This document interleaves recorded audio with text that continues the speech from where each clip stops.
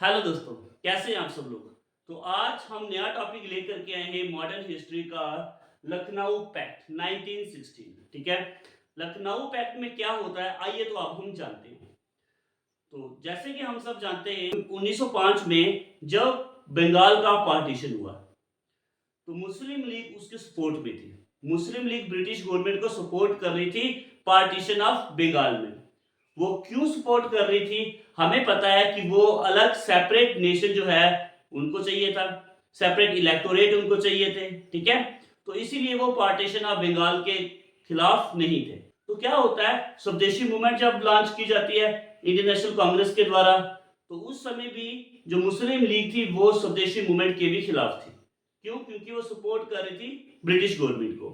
ठीक है, लेकिन जब 1911 में दोस्तों दिल्ली दरबार जब हमने पढ़ा तो दिल्ली दरबार में क्या हुआ, अबोलिश कर देगी पार्टीशन ऑफ बंगाल। ठीक है, तो उस समय मुस्लिम को ये लगा कि हमारे साथ खेला जा रहा है। ठीक है, ब्रिटिश गवर्नमेंट हमारे साथ खेल रही है। ओके, उसके बाद अली मोहम्मद जिन्ना, मुस्लिम लीग एंड इंडियन नेशनल कांग्रेस की एनुअल मीटिंग्स होती हैं, एनुअल सेशंस होते हैं। ठीक है, तो देखिए जिन्ना, मुस्लिम लीग एंड इंडियन नेशनल कांग्रेस, अब वो हर साल मीटिंग करती है, मैट एनुअल सेशन।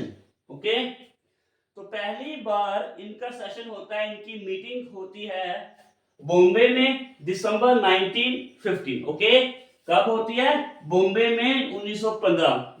ठीक है, दिसंबर के महीने में 1915 में इनकी फर्स्ट टाइम मीटिंग होती है। ओके, तो अब उस मीटिंग में दोस्तों बहुत सारे एग्रीमेंट किए जाते हैं।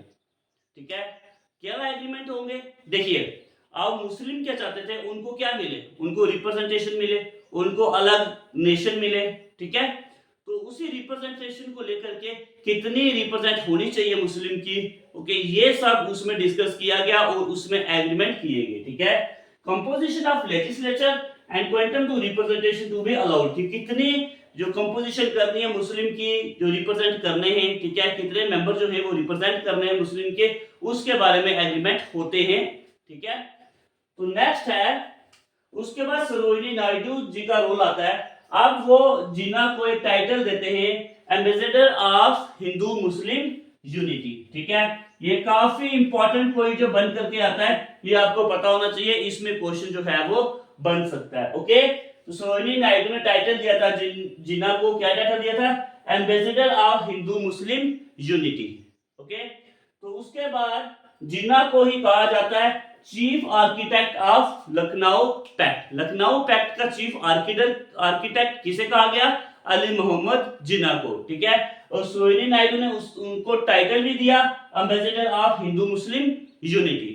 ठीक है, अब उसके बाद हम देखते हैं क्या कारण थे इस पैक्ट के, कॉजेज ऑफ दिस पैक्ट। अब ये पैक्ट क्यों बनाया गया, क्यों हिंदू मुस्लिम की यहाँ पे यूनिटी होती है? सबसे पहले सेल्फ गवर्नमेंट, हमें क्या चाहिए? सेल्फ गवर्नमेंट, खुद की गवर्नमेंट, ब्रिटिश गवर्नमेंट से छुटकारा। अब उसमें मुस्लिम 1/3 representation in the central government, central government में 1/3 रिप्रेजेंटेशन किसकी होनी चाहिए? मुस्लिम की होनी चाहिए। इसलिए तो मुस्लिम जो थे उन्होंने ये पैक्ट भी साइन किया था। ठीक है, अली मोहम्मद जिन्ना और मुस्लिम लीग ने ज्वाइन किया था रिप्रेजेंटेशन को पाने के लिए। तो उन्होंने क्या कहा? मुस्लिम 1/3 representation in the central government. ठीक है, और उसके साथ साथ separate electorate for all communities, जितनी भी कम्युनिटीज थी उनको अलग से क्या चाहिए था? Separate electorate. ठीक है, अलग से इनको इलेक्टोरेट चाहिए था। और कब तक? Until a community demand for joint electorate, जब तक कोई भी कम्युनिटी जॉइंट इलेक्टोरेट की डिमांड नहीं करती है तब तक सबके लिए सेपरेट इलेक्टोरेट होगा। ओके, तो अब कांग्रेस जो थी वो सेपरेट इलेक्टोरेट के लिए उन्होंने एग्री कर दिया। ठीक है, कांग्रेस पार्टी ने क्या कर दिया?